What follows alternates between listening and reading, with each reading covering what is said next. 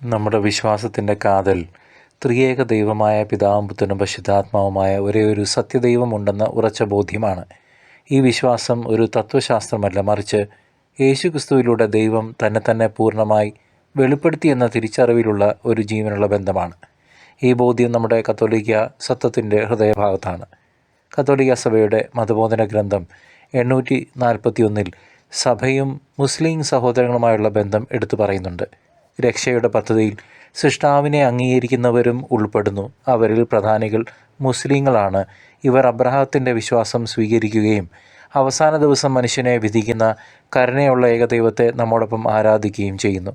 ക്രിസ്തുവിലൂടെ മാത്രമാണ് രക്ഷ എന്ന നമ്മുടെ കാഴ്ചപ്പാട് ഉറച്ചു നിൽക്കുമ്പോൾ തന്നെ ഇത് സാർവത്രികമായ സാഹോദര്യബോധത്തെ ഇല്ലാതാക്കുന്നില്ല, മറിച്ച് എല്ലാ മനുഷ്യരെയും ദൈവമക്കളായി സ്നേഹിക്കാനുള്ള നമ്മുടെ ഉത്തരവാദിത്വത്തെ അത് ശക്തിപ്പെടുത്തുന്നു.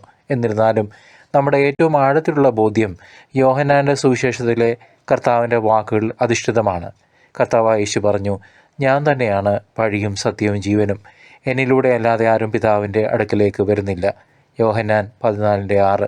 അവിടുന്ന് ലോകത്തിൻ്റെ ഏക പ്രകാശമാണ്. യോഹന്നാൻ 8:12 അവിടുന്ന് പറഞ്ഞു, ഞാൻ ലോകത്തിൻ്റെ പ്രകാശമാണ്. എന്നെ അനുഗമിക്കുന്നവൻ ഒരിക്കലും അന്ധകാരത്തിൽ നടക്കുകയില്ല, മറിച്ച് ജീവൻ്റെ പ്രകാശം അവനുണ്ടായിരിക്കും. അപ്പസ്തോലന്മാരുടെ പ്രവൃത്തികൾ ഇത് കൂടുതൽ സ്ഥിരീകരിക്കുന്നു. രക്ഷയ്ക്ക് വേണ്ടി ആകാശത്തിന് കീഴിൽ മനുഷ്യർക്ക് നൽകപ്പെട്ടിട്ടുള്ള മറ്റൊരു നാമവുമില്ല. അപ്പസ്തോല പ്രവൃത്തികൾ 4:12. യേശുക്രിസ്തുവിൻ്റെ നാമമല്ലാതെ. അതുകൊണ്ട് ഇത് സ്നേഹത്തിൽ നിന്ന് ജനിച്ച നമ്മുടെ കടമയാണ്.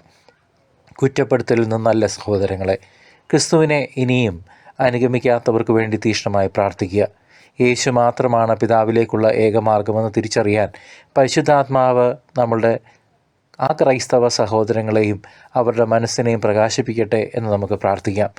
നമുക്ക് ലഭിച്ച പ്രകാശം പങ്കുവയ്ക്കുക എന്നതാണ് നമ്മുടെ ക്രൈസ്തവ ദൗത്യം. ത്രിയേക ദൈവത്തിൻ്റെ ഹൃദയത്തിൽ ത്രിയേക ദൈവത്തിൻ്റെ ആ സത്യത്തിൻ്റെയും നിത്യജീവൻ്റെയും പൂർണ്ണത കണ്ടെത്താൻ എല്ലാവർക്കും സാധിക്കട്ടെ. നമുക്ക് എല്ലാവർക്കും വേണ്ടി, ഈ ലോകത്തിനു വേണ്ടി മാധ്യസ്ഥം വഹിക്കാം. ആമേൻ.